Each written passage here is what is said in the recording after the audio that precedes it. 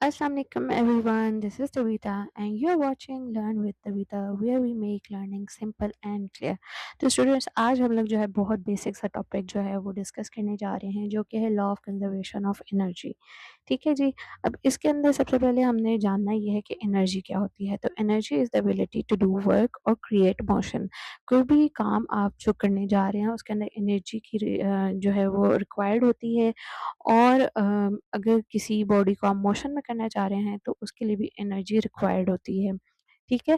तो there are many types of energy जिसमें हम लोग बेसिक जो पढ़ते हैं वो है kinetic energy and potential energy. Kinetic energy क्या होती है? एनर्जी ऑफ मोशन होती है। और पोटेंशियल एनर्जी क्या होती है? It is the it is the energy of position in relation to an object. ठीक है जी। अब हम लोग पढ़ते हैं कि जी law of conservation of energy क्या है। तो law of conservation of energy ये कहता है कि एनर्जी ना ही क्रिएट की जा सकती है ना ही डिस्ट्रॉय की जा सकती है, but it can only be change from one form to another. एक फॉर्म से दूसरी फॉर्म में कन्वर्ट हो सकती है, लेकिन ओवरऑल जो एनर्जी है ना ही क्रिएट हो सकती है और ना ही डिस्ट्रॉय हो सकती है। तो now let's look at some examples. हम अपने इर्द गिर्द जो है कुछ एग्जांपल्स देखेंगे और हम जानेंगे कि कहाँ कहाँ पे किस टाइप की एनर्जी जो है वो यूज़ हो रही है और कहाँ पे सारी एनर्जी लग रही है। ठीक है। तो सबसे पहले हम लोग स्विंग्स को देख लें आगे। तो स्विंग्स में क्या होता है? काइनेटिक एनर्जी जो है जैसे अ, अ, हो मोशन जो हो रही है वो काइनेटिक एनर्जी है स्विंग की। ठीक है। पोटेंशियल एनर्जी क्या होती है? इसमें कन्वर्ट होके काइनेटिक एनर्जी में चली जाती है। जैसे पर्सन स्विंग लेता है तो और वापस नीचे की तरफ आता है तो वो पोटेंशियल एनर्जी के अंदर दोबारा कन्वर्ट हो काइनेटिक एनर्जी के अंदर कन्वर्ट हो जाती है। और जब वो बैक पे जाता है तो क्या होता है? वो पोटेंशियल एनर्जी में कन्वर्ट हो जाता है। जितना स्विंग हाई पॉइंट पे होगा वहाँ पे उतनी ज़्यादा उसके अंदर पोटेंशियल एनर्जी होगी। और इस तरह से जब वो टू एंड फ्रो मोशन करता रहेगा स्विंग, तो टोटल अमाउंट ऑफ एनर्जी जो है वो कांस्टेंट रहेगी। लेकिन क्या होगा?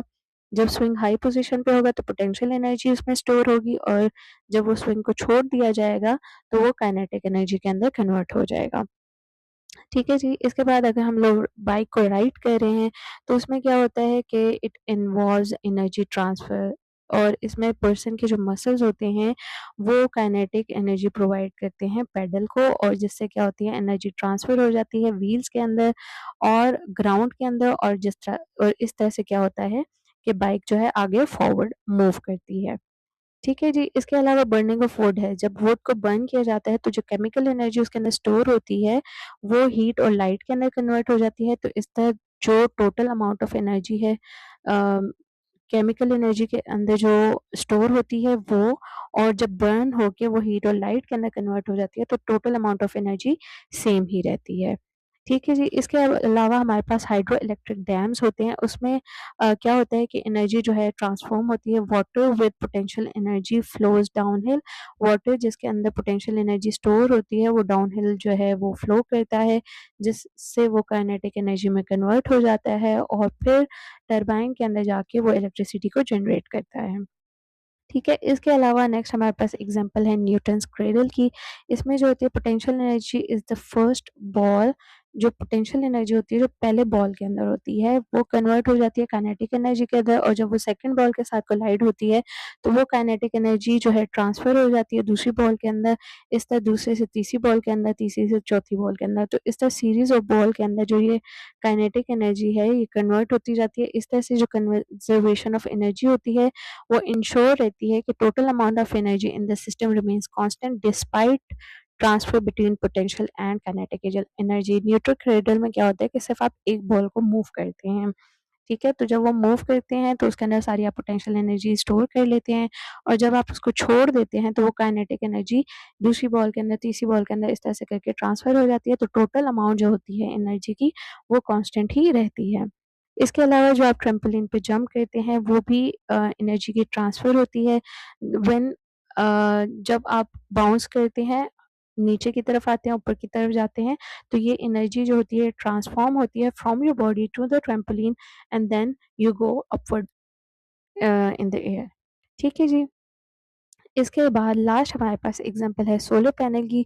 सोलर पैनल जो है कन्वर्ट करता है सनलाइट एनर्जी को into the electrical energy. Energy जो सन से ट्रांसफॉर्म होती है वो इलेक्ट्रिकल एनर्जी में कन्वर्ट हो जाती है। ठीक है। energy is transformed from the sunlight to the electrical energy. और जो लोग सोलर पैनल्स अपने रूफ्स के ऊपर लगाते हैं वो उस एनर्जी को बेसिकली क्या करते हैं, कैप्चर करते हैं, ताकि वो अपने घरों में उस पावर को यूज़ कर सकें। So students, this was all for today. Thank you for watching. Video अच्छी लगी हो तो do like and do comment under this video. क्या चीज़ आपको समझ में आई, क्या चीज़ समझ में नहीं आई। आई होप कि law of conservation of energy आपको अच्छे से क्लियर हो चुका होगा। Do share this video with your friends. जहाँ तक मैं आप लोगों को वीडियो पहुंचा पाऊंगी मैं पहुंचाऊंगी। अगर मेरे पास किसी आपके दोस्त का या किसी भी बंदे का लिंक आपके पास है जिसको ये टॉपिक समझने की ज़रूरत है, तो do share this link with your friends and do subscribe to my channel so I know you guys are supporting me. So keep learning simple, keep learning clear. This is Learn with Abita. I'll see you in the next video. Allah Hafiz.